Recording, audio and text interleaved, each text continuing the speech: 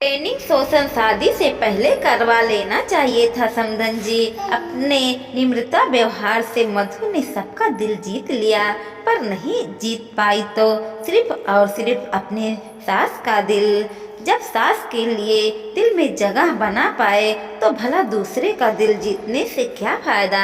आखिर घर में सास ही तो होती है जो अगर साथ दे दे तो पूरा घर ना है, अन्यथा नहीं। हाँ लेकिन कर भी कह सकते हैं, उसकी सांस थोड़ी तेज है। कर मत करो, जो होगा अच्छा ही होगा। और वैसे उसके घर के लोग भी समझते हैं, सास नहीं समझती तो क्या हुआ।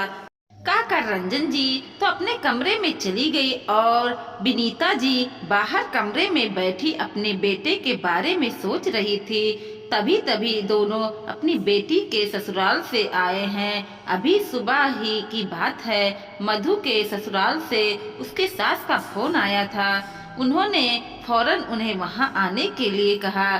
3 बार विनीता जी ने पूछा भी, पर उन्होंने कहा कि आने पर ही बताएंगी। आखिर शादी के 4 महीने बाद यूँ बेटी के ससुराल से फोन आना विनीता जी को घबराहट होने लगी। उन्हें रंजना जी से कहा कि वो दोनों अपना काम छोड़कर बेटे के घर रवाना हुए। वहां पहुंचे तो देखा समधन जी बाहर ही बैठी हुई थी। जैसे ही उन्होंने अपनी बहू के माता पिता को देखा, वैसे ही बोलना शुरू कर दिया। शायद पहले से भी भरी हुई बैठी थी। क्या संस्कार दिए हैं आपने अपनी बेटी को, बिल्कुल भी तमीज नहीं है। ऐसा कैसे अपने सास के जवाब दे सकती है। क्या हुआ समधन जी, बताओ तो सही। अरे क्या बताऊं, जाकर अपनी बेटी से पूछिए, किस्मत ही खराब है हमारी जो हमारे घर की बहू बनी। लगभग चिल्लाते हुए मधु की सास ने कहा। सास के मुंह से अपनी बेटी के लिए इस तरह की बात सुनकर विनीता जी अचंभित रह गए।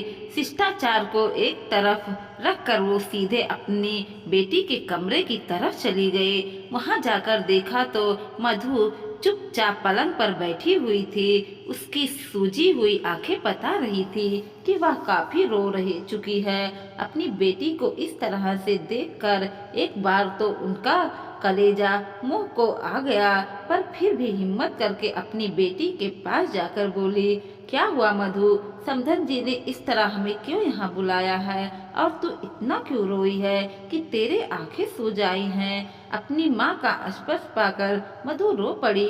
कुछ नहीं माँ, मम्मी जी की आदत है हर काम में मीन मेघ निकालने की। कोई गलती हो जाती है तो ऐसा नहीं कि समझाएं, बल्कि जोर जोर से चिल्लाना शुरू कर देती हैं। आखिर कब तक बर्दाश्त करती। आज जवाब दे ही दिया तो उन्होंने आपको फोन कर दिया। और कोई बात नहीं। नहीं मम्मी, ऐसा कोई बात नहीं, वह घर की छोटी छोटी बातें। शाम को सूखे कपड़े टाइम से नहीं उठाए, खाना में नमक ज्यादा कर दिया, चाय में शक्कर कम है, बर्तन अभी तक सिंक में ही पड़े हैं, धोए नहीं, आदि। बस इस तरह की बिना सिर पैर के बातें। और आज बाथरूम में कपड़े धोने रही थी, इसलिए बाल्टी नल के नीचे लगा कर रख दिया। इतने में उन्होंने नाश्ता के लिए कहा तो नाश्ता देने चली गई। बस बाल्टी भरकर पानी गिरने ही लगा था कि मैंने जाकर नल बंद कर दिया। पर जब तक मम्मी जी ने चिल्लाना शुरू कर दिया, मैंने सिर्फ इतना ही कहा कि मैं आपको नाश्ता देने गई थी, तो बस उसी बात को पकड़ ली। तुमने मुझे जवाब दिया और बेवजह आपको फोन कर दिया। सुनकर विनीता जी को बड़ा अजीब लगा। ऐसी छोटी छोटी बातों में भला कोई अपनी बहू के मायके वालों को फोन करता है। ये बातों को वह खुद भी अपनी बहू को समझा सकती थी।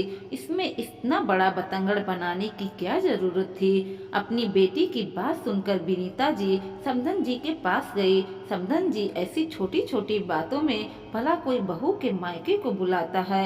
ये बात तो आप उसे प्यार से भी समझा सकती थी। मुझे तो लगा था कि आप अपनी बेटी को समझाएंगी, लेकिन आप तो उसी का पक्ष लेने लग गए। जब पता था कि बेटी की शादी होने वाली है तो उसे समझा बुझा कर ही भेज दी। अब ससुराल में क्या हम उसे सब सिखाएंगे? माफ करना समधन जी, हर माता पिता अपनी बेटी को सब कुछ सिखाते हैं, पर ऐसे है कि हर घर की सिस्टम अलग होता है। अगर आपको परफेक्ट बहू चाहिए थी तो शादी से पहले बहू का ट्रेनिंग सेशन करवा लेना चाहिए था, ताकि उसके आपके घर का सिस्टम समझ में आ जाता।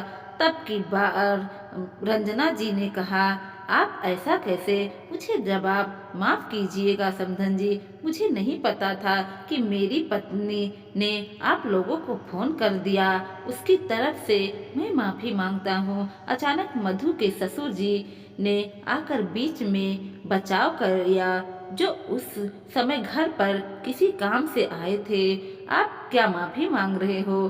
भला बहू के परिवार वालों से कोई माफी मांगता है? कैसी बात कर रही हो तुम? मधु अब इस घर की बहू है। इस घर की सिस्टम को समझने में वक्त तो लगता है, और थोड़ा सा गलती हर इंसान करता है।